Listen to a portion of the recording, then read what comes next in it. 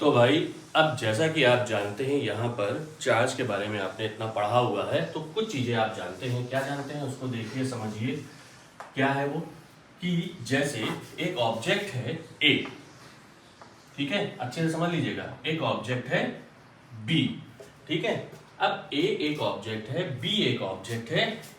ए हमारा positively charge है। कैसा चार्ज है? पॉजिटिवली चार्ज है, ठीक है। बी निगेटिव चार्ज है, ठीक है। मतलब इसके ऊपर जो अमाउंट ऑफ चार्ज है वो निगेटिव का है, इसके ऊपर जो चार्ज है वो कैसा है? वो पॉजिटिव का है। तो ये दोनों एक दूसरे को क्या करेंगे भाई? पॉजिटिव और निगेटिव चूंकि एक जगह पे रखे हैं तो एक दूसरे को कैसे क्या करेंगे? अट्रैक्ट करेंगे। इनके बीच में जो फोर्स लगेगा वो कौन सा होगा? वो अट्रैक्शन का होगा, ठीक है। अब इसी जगह पर एक ऑब्जेक्ट है ए है बी। अब क्या होगा? ये पॉजिटिव चार्ज है, पूरी तौर से पॉजिटिवली चार्ज हो गया, ये भी पॉजिटिवली चार्ज है। तो पॉजिटिव चार्ज एक दूसरे को क्या करते हैं? रिपेल। मतलब यहां पर पॉजिटिव की ही बात नहीं हुई, पॉजिटिव की ही बात नहीं हुई। हम निगेटिव को भी देख रखते हैं अगर, तब भी देख रहे हैं दूसरे को क्या करते हैं? रिपेल करते हैं। तो इसका मतलब क्या हुआ? अच्छे समझिए, इसका मतलब क्या हुआ कि पॉजिटिव निगेटिव को अट्रैक्ट करेगा। अब इसका यहां पर अगर हम छोटा सा एक चीज समझें तो अनलाइक चार्ज, जो अनलाइक चार्ज होते हैं वो एक दूसरे को क्या करते हैं? अट्रैक्ट करते हैं। अब यहां पर देखिए क्या है, ये लाइक चार्जेस हैं, ये लाइक चार्जेस हैं, वो क्या होंगे? एक दूसरे को क्या करेंगे? रिपेल करेंगे। इसका छोटा सा मैं एक एग्जांपल देता हूं। आपका जैसा नेचर है, अगर सामने वाले का वैसा नेचर है तो क्या होगा? आप रिपेल करेंगे भाई। हमेशा ये चीज याद रखिए, हम हमेशा हमारे जो दोस्त बनते हैं वो सेम नेचर के नहीं होते, उसमें कुछ ना कुछ क्वालिटीज अलग होती हैं।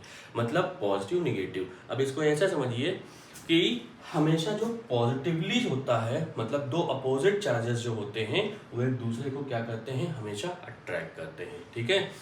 समझ में आ गया? यही नेचर है भाई, यही हमारे नेचर में, प्रकृति में भी है।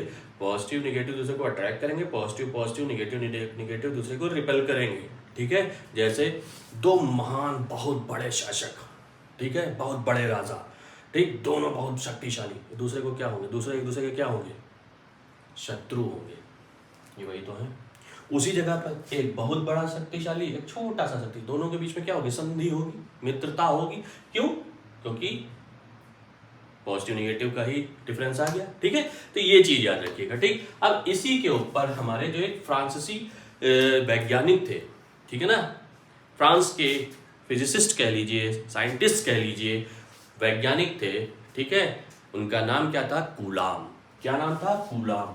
तो उन्होंने क्या किया? कूलाम ने इन सब चीजों को जब देखा, चार्ज के ऊपर जब बात की, मतलब अपनी चीजों को समझा, सोचा, काम किया, तब वहां पर उन्होंने उसके ऊपर एक लॉ दे दिया, ठीक है। उस लॉ को हमने क्या कहा? कूलाम्स का लॉ कहा। क्या कहा? कूलाम्स का लॉ। भाई समझ लीजिए, क्योंकि यहीं पर चीजें हम समझते जाएंगे और उसको डिराइव भी करेंगे, ठीक है। तो कूलाम का लॉ, आइए भाई अब इसको बिठाते हैं। इस चीज को आप समझ गए ना, कूलाम्स का लॉ, ठीक है। अब यहां पर अगर आप इसको समझते चलेंगे तभी चीजें हो जाएंगी अच्छे से। बहुत इंपॉर्टेंट टॉपिक है आपका इस चैप्टर का, ठीक है। Coulomb's law. क्या कहा इन्होंने? इन्होंने कहा कि अगर दो पॉइंट चार्ज, ठीक है, दो पॉइंट चार्ज, एक ये पहला पॉइंट चार्ज हो गया, पॉइंट का मतलब सबसे छोटे से छोटा चार्ज, याद रखिए, क्योंकि जो कूलाम होती है, कूलाम, अब कूलाम तो यूनिट हो गया ना भाई, इन्हीं के नाम पर दिया गया, लेकिन क्या हो गया? कूलाम जो यूनिट होती है सबसे बड़ी यूनिट होती है चार्ज की। इससे छोटी जो होती है वो होती है माइक्रो। ये क्या है? ये माइक्रो है। तो माइक्रो कूलाम जो होता है वो होता है 10⁻⁻⁶ कूलाम। मतलब देखिए इतना छोटा से छोटा चार्ज, ठीक है। तो इसलिए हम सबसे छोटे चार्ज की बात करेंगे, ठीक है। तो सबसे छोटा एक पॉइंट चार्ज, इसलिए इसको पॉइंट चार्ज कर दिया, बिल्कुल छोटे से छोटा, ठीक है। दो चार्ज अगर आपस में रखे गए हैं, ठीक है, देखिए दो पॉइंट चार्ज है, इसको हम कहते हैं Q1, इसको हम कहते हैं Q2। भाई दोनों पे चार्ज है ना, एक पे Q1 है, एक पे Q2 है। अब दोनों रखे गए हैं तो यार या तो दोनों के बीच में डिस्टेंस होनी चाहिए, हम मान के चलते हैं स्मॉल r डिस्टेंस है या स्मॉल d डिस्टेंस है, ठीक है। तो d फॉर डिस्टेंस, ठीक है, r इज ऑल्सो डिस्टेंस। अब इन्होंने यहां पर जो लॉ दिया उन्होंने ये कहा, अच्छे समझिएगा क्योंकि इसके पहले अभी जस्ट मैंने आपको समझाया था अट्रैक्शन और रिपल्शन का, ठीक है। इन्होंने कहा कि दो पॉजिटिव चार्ज अगर एक दूसरे से एक निश्चित दूरी पर, एक बिल्कुल अच्छी सी डिस्टेंस पे रखे होंगे, ठीक है, सिचुएटेड है, तो क्या होगा, दोनों के बीच में एक फोर्स डेवलप होगा, एक फोर्स लगेगा। कैसा लगेगा, अब उसका नेचर डिपेंड करेगा इनके नेचर पे। अगर ये पॉजिटिव पॉजिटिव होंगे तो एक दूसरे को रिपेल करेंगे, अगर ये पॉजिटिव निगेटिव होंगे दूसरे को अट्रैक्ट करेंगे, अगर ये निगेटिव निगेटिव होंगे तो दोनों को क्या करेंगे, फिर रिपेल करेंगे। मतलब इनके बीच में आइदर अट्रैक्टिव और रिपल्सिव फोर्स काम करेगा, पहली चीज। लेकिन अब लेकिन आया, उस फोर्स किसकी वजह से होगा, तो वजह कौन होगी, यही दोनों होंगे। कौन होंगे, यही दो पॉइंट चार्जेस।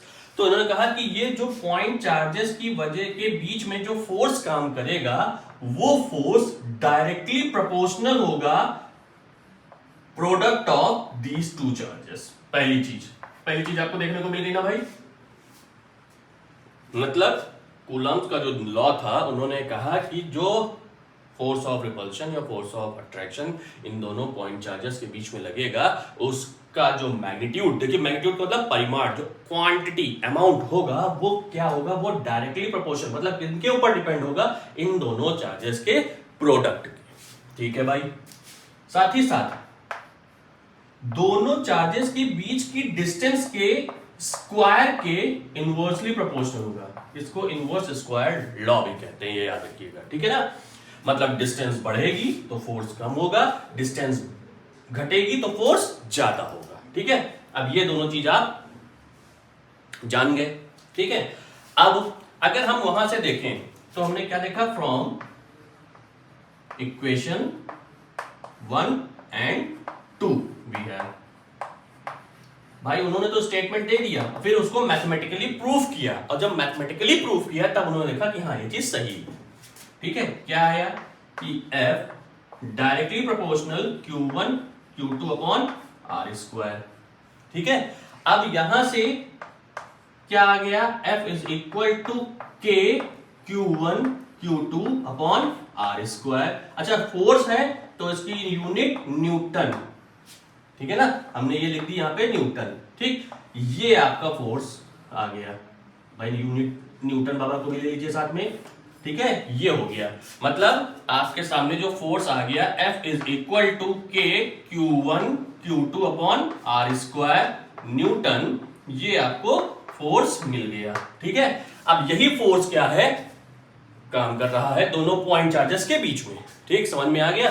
तो ये आपका क्या होगा, ये कूलम्ब्स लॉ का फॉर्मूला हो गया, ठीक है। जहां पर वेयर जो K है वो एक कांस्टेंट है, प्रोपोर्शनैलिटी कांस्टेंट, क्योंकि देखिए प्रोपोर्शनल का साइन हटा तो एक कांस्टेंट आया, प्रोपोर्शनैलिटी कांस्टेंट आया, लेकिन इसकी एक वैल्यू है, ये प्रोपोर्शनैलिटी कांस्टेंट हुआ। अब इसकी एक वैल्यू है, क्या वैल्यू है ये भी देखिए, इसकी वैल्यू है 9 into 10 to the power 9 newton metre square with unit भाई अपॉन कूलम्ब स्क्वायर, ठीक है। तो अगर अब ये दोनों पॉइंट चार्जेस कहां पे रखे हो, एयर या वैक्यूम में रखे हो, तो क्या होगा भाई, तब F इज इक्वल टू, अच्छे समझ लीजिएगा, क्या हो जाएगा 9 into 10 to the power 9 Q1 Q2 upon R square. तो आप कहेंगे उस एयर या वैक्यूम की वजह से, एयर क्या है, मीडियम, ठीक है ना, एयर या वैक्यूम की वजह से जो K की एक वैल्यू होगी वो क्या होगी, 1/4 पाई एप्सिलॉन नॉट हो जाएगी। कितनी हो जाएगी, 1/4 पाई एप्सिलॉन नॉट, जिसकी न्यूमेरिकल वैल्यू है इतना। तो इसका मतलब आपका जो फोर्स बनेगा वो कितना बनेगा, वो आपका बनेगा 1/4πε0 Q1 Q2 upon r² Newton. ठीक है, तो अब आपको ये समझ में आ गया कि अगर ये दोनों पॉइंट चार्जेस एयर या वैक्यूम में रखे होंगे तो यहां पर जो फोर्स का फॉर्मूला होगा वो होगा 1/4πε0 Q1 Q2 upon r² Newton. अब ये भाई साहब, ये बाबा जी की बूटी कौन सी आ गई, तो देखिए ये कौन है भाई, ε0। जहां पर ε0 क्या है, कहीं कहीं इसको ε0 भी कहते हैं, परमिटिविटी ऑफ फ्री स्पेस। क्या है, परमिटिविटी ऑफ फ्री स्पेस। ठीक है, समझ में आ गया, ये आपका हो गया कूलॉम्स लॉ। अगर कागज देखिए तो इतने में ही आप लॉ अगर आपसे पूछा जाए, ठीक है, कि कूलॉम्स लॉ बताइए, तो कूलॉम्स लॉ अगर आप यहां से स्टार्ट करते हैं और यहां तक आ जाते हैं, आप सही हैं। ठीक है, अब इसके आगे अभी हम बात करेंगे।